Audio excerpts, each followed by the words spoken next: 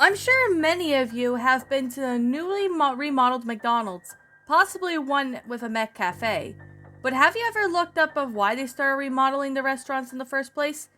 The first Mech Cafe in the States opened in Chicago back of May of 2001.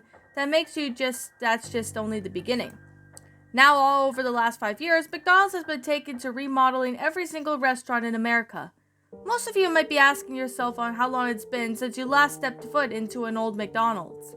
Ask anyone who is somewhere in the market research and you'll hear something strange. McDonald's loses money in the process. It's a fact. The new version just isn't pulling as new customers, and the McCafe can't sell coffee cheap into a profit. Look at Starbucks prices and you'll see what I mean. Skate holders that say that they want a more adult vibe for a restaurant, a classier look for a classier America. Wrong answer. Google it right now. What does McDonald's target age group? It's children and teens. It's as always been. So then why did they start all the remodels?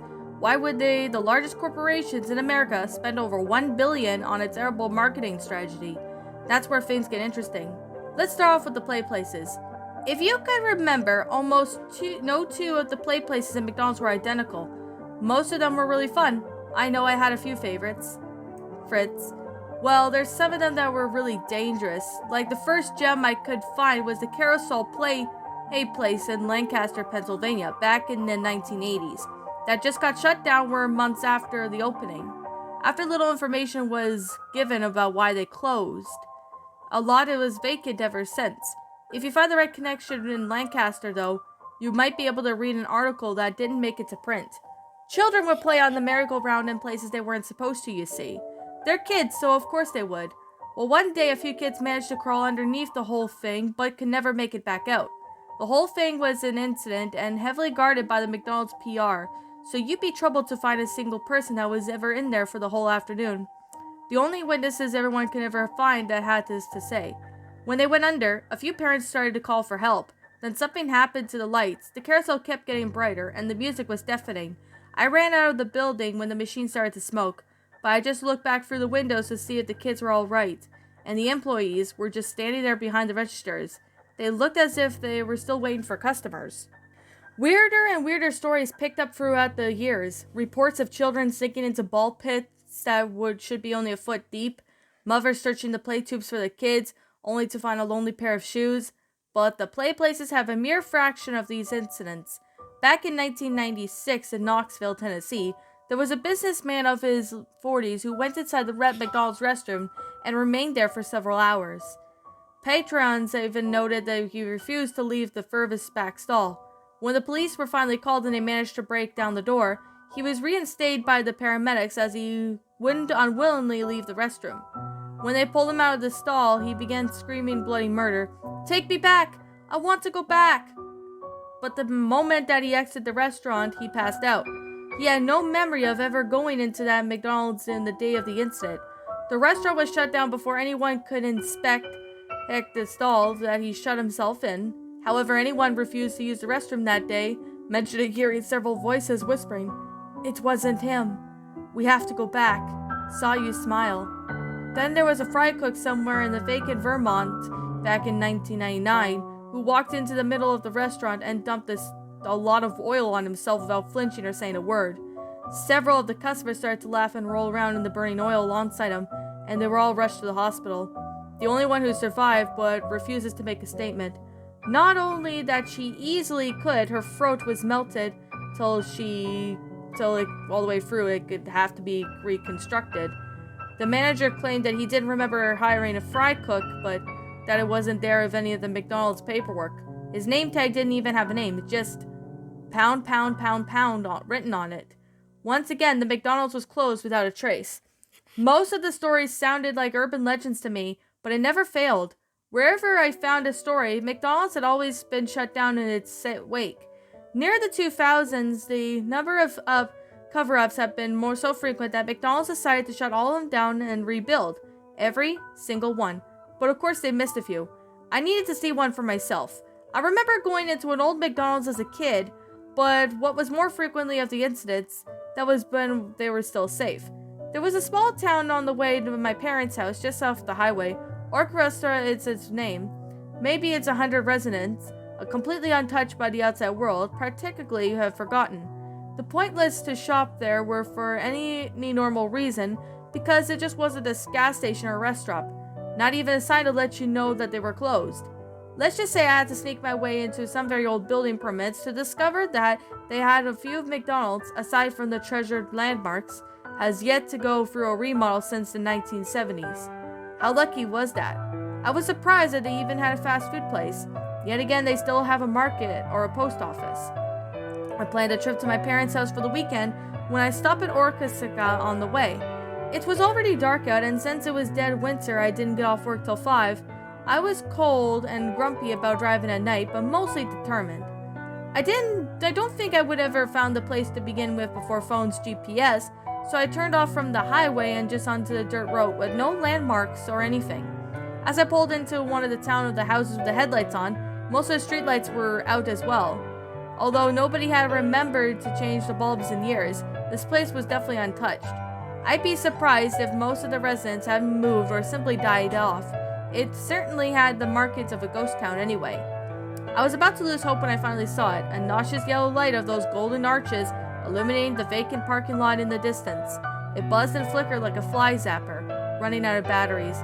The sign below read, "New Egg McMuffin. We like to saw you smile," which I assume it was just lazy teens' handwork. I pulled into the driveway and carelessly parked my car in the center. There was nobody else there anyway, for that matter.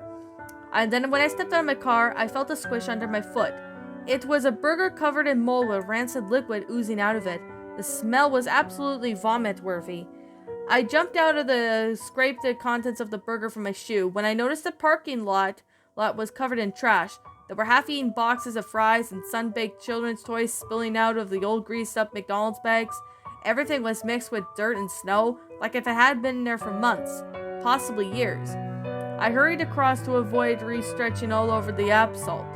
I approached the door and I noticed that the whole thing was caked in dust.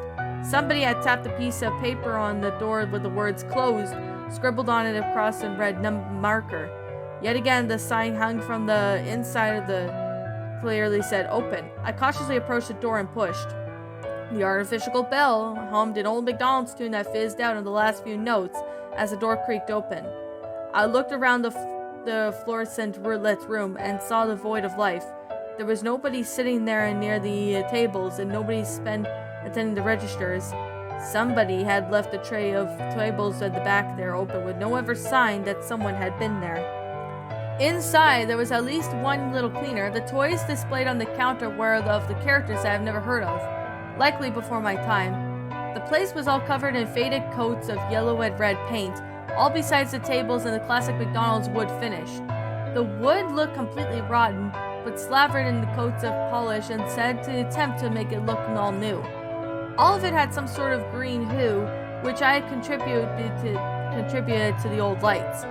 Most of the noticeable elements, though, were terribly burning plastic smell that stung my nose. I went up to the register. I felt like I shouldn't order anything, but I was hoping maybe I could ask some few questions. I waited for a good 15 minutes of silence. I shouted hello only for a muted echo to response. And I had went to the new McDonald's, which had with that service in the past, but this was insane. With the low dirty of the place as whole, I should have expected much. Just as I was about to turn around and give up, the cash register popped open, and it was practically begging me to take a tip. Besides, didn't I deserve a slight reward for wasting my time here? I casually walked over and saw a dozen of 20s stacked high. Looking around, I had to make sure nobody was watching, and I reached in to take a few bills when the thing suddenly snapped tight on my fingers. The metal dug deep into my flesh, leaving a trail of dark blood running down the counter. I yelped in pain. Behind the counter, there was some other end of the grill. A first aid kit was on the wall. The lights were just burned into the kitchen, but I needed the bandage pronto. I hopped over to the table and made my way back. The burning smell was getting stronger as I walked. I noticed that the grill was covered in thick layer of grease, completely unsuitable for cooking. I passed by the frying station where the oil was filled to the top with maggots. I quickened my walk as the first aid kit to get patched up and get out of there as soon as possible. I started to realize that the restaurant was definitely not open for business anymore. I probably shouldn't have entered it in the first place, but I opened up the first aid kit and had to swallow some vomit. A cloud of mold burst out from every direction, followed by the same bubbling black ooze that was from the burger outside. I started coughing and waving my hands in the air to clear the mold dust flying around. The same bell I heard playing that early McDonald's tune started up again, and I steadied myself and I assumed that it was broken like the rest of the dump. I looked back on the counter and noticed something seemed rather far away. I must have been disoriented from losing blood and that awful smell. I looked down at my hand to see how now my bad the wound was, and my eyes widened. There was no wound in my hand at all. I rushed back towards the counter in a panic when something under the stove caught my foot and I fell. In the darkness, my eyes started to adjust as I saw the outline of a body. Someone was under there. Maybe it was an unconscious that needed help. I yanked at the person's arms and a half-decayed body slipped out across the floor. They were wearing a McDonald's employee shirt with a name tag that read pound, pound, pound, pound. Their mouth was contorted into a sickening grin, but their eyes were screaming. I tried to shout, but no sound came out when I was trying to wake up from a nightmare. As I scrambled to my feet and went to the counter, the lights then started to dim and the McDonald's tune was getting louder, and then the notes were fizzling and disoriented as they played. Once I had gotten my grip over the counter, I froze. Silencing since entering, I never looked at the side of the restaurant on the opposite side of the counter. There was a play place. The glass separating the main restaurant from the play area had hundreds of bloody handprints smearing down the floor, and the tube slide was caved in chunks of red liquid spurting out of it, its tiny holes that left at the bottom. And there was rows of ropes that were hanging around the monkey bars in the counter of the employees that were at certain places with the same name tags hanging from them, and the tables around the premiere had skeletons with rotting food on their trays, some of the food even hanging from the skulls in their mouths. I looked in horror, too shocked to even move. While the rest of the restaurant went dark, a bulb in the center of the play place continued to glow like a carnival spotlight. Below it was a massive ball pit, barely able to obtain all of its colored plastic balls. It was smoking underneath, blaring the light, making that awful burning plastic smell. The balls began to rattle and fall off the edge of something inside, shuffling around, and I wanted to run so badly, but my body refused. Then suddenly the music went dead and the movement stopped. The yellow glove slowly crept out from towards the ball pit below, riffling its fingers as it went. A connected red and white sleeve came after that, slowly alternating the colors that appeared from underneath.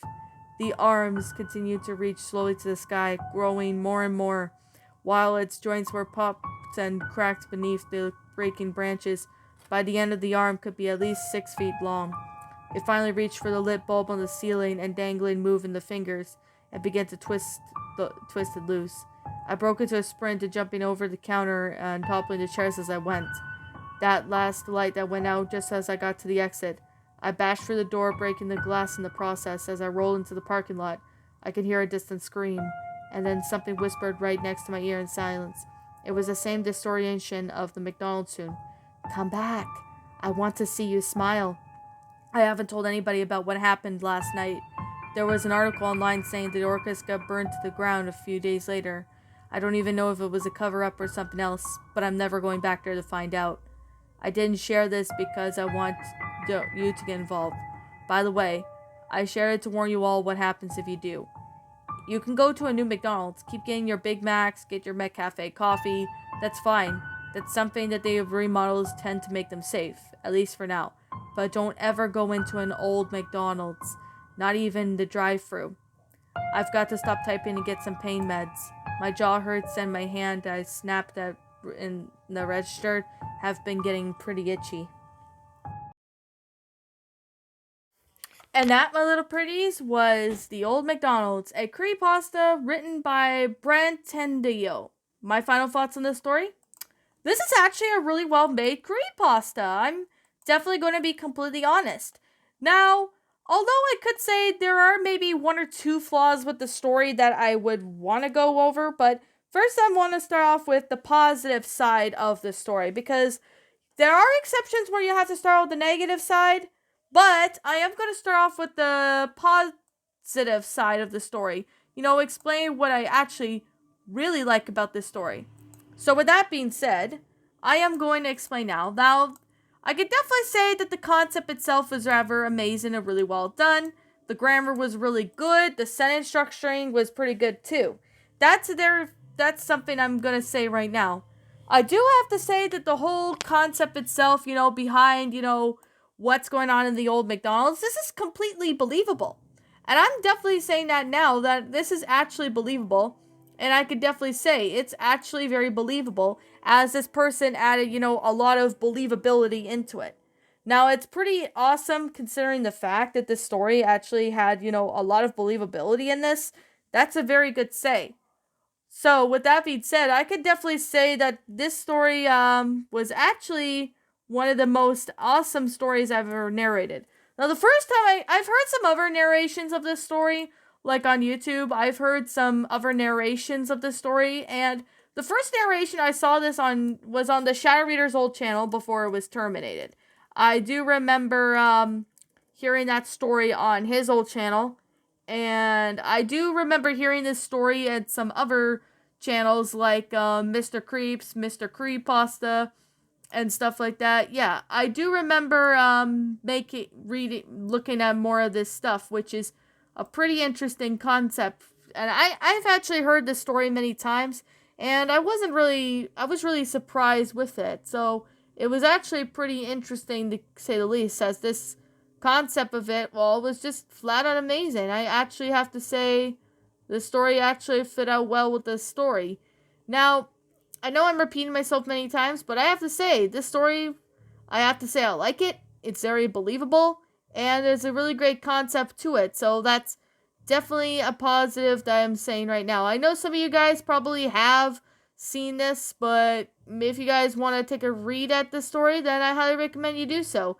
It's a really good creepypasta. I'm definitely giving, feedback, and I'm definitely being honest that this story was actually pretty good. Now, the two flaws I do have to say was one of them being the protagonist in the story was kind of an idiot at times. I could definitely say that if he was hallucinating some things, maybe that might be why he's doing the things that he did, but I really don't know. But, the fact that, some stuff in here, there are a few flaws with the story, I can definitely say that. But I definitely have to say that the story actually fit out well with the whole concept with it itself. Now, I could definitely say that this story, it's believable. I could definitely be honest that it is a pretty believable concept, and I actually found this story to be rather enjoyable. Now, I've heard a few narrations of this story, and I actually really enjoyed the narrations. But this story, when I got around to reading it, I actually liked it. This was actually a really good concept, really good made, and really good believability of this story. Now, that's definitely a positive, I could definitely say, of why this story is good the way it is. Now, I could definitely say this story, it's a really well made concept. I really do enjoy this story. Is there anything else I have to say? Well, to be completely honest, I don't have anything negative to say about it. It's actually a very well made, good story. It's really amazing, and it's really well made and detailed. The detailing of how this is going on was just, oh my goodness, it's just amazing. It's just amazing on how the story, turns out to be, pretty creepy. It's crazy, to be honest. I'm definitely being honest now, but it's crazy. Like, this whole concept itself, I think it's just more crazy than anything. So, is there anything negative that I have to say about this? Not really. I can't really think of anything negative that I have to say. But I'm definitely going to say right now that this story is awesome. Just flat out amazing. Really well done. And I could definitely say right now that this story, I definitely have to say, the author, you did a pretty good job with this story, right? And I really hope if the author were to see this, I hope he is proud of himself, or herself for that matter. The story, flat out amazing. I really love it. So anyways, I think I kind of go on for about a while now. I'm going to wrap up this review. Like I'm going to say right now, and like I always continue to say, this is simply my own personal opinion. And if you disagree with me, that's fine too. We're all entitled to our own opinions in regards to these curry pastas, and this is simply my own personal thoughts. My final rating of the story would have to be I'm going to give this one a 10 out of 10. Great story, great concept. The grammar was really good, which I'm really proud of it. Everything about it was flat out amazing. And I do appreciate the concept, making it look really good. And that's a definitely say right now that I definitely have to give credit for it, is that the story itself was absolutely amazing. This is actually one of the best McDonald's curry pastas I've ever seen. I've seen some other ones, but this one is actually one of my favorite ones from when I was younger. So, I guess I kind of already explained what I liked and disliked about this story. So, with that being said, I'm going to wrap up this review. So, yeah. Anyways, what did you guys all think about this creepypasta? Did you all enjoy it? Did you not? Also, what would you have done personally to help make this story a lot better? Leave me know what your thoughts are down in the comment section down below. I'm the Queen of Lions. Thank you so much for watching today's episode. If you happen to be brand new here on this channel, be sure to like, comment, subscribe, because I make brand new videos every single day. Don't forget to ring the notification bell to when I upload, so then you guys will not miss an upload. And as always, please roll the outro, because I'm out of here. And I will be seeing you all in the next video. Peace out, and I'll catch you all in the next upload.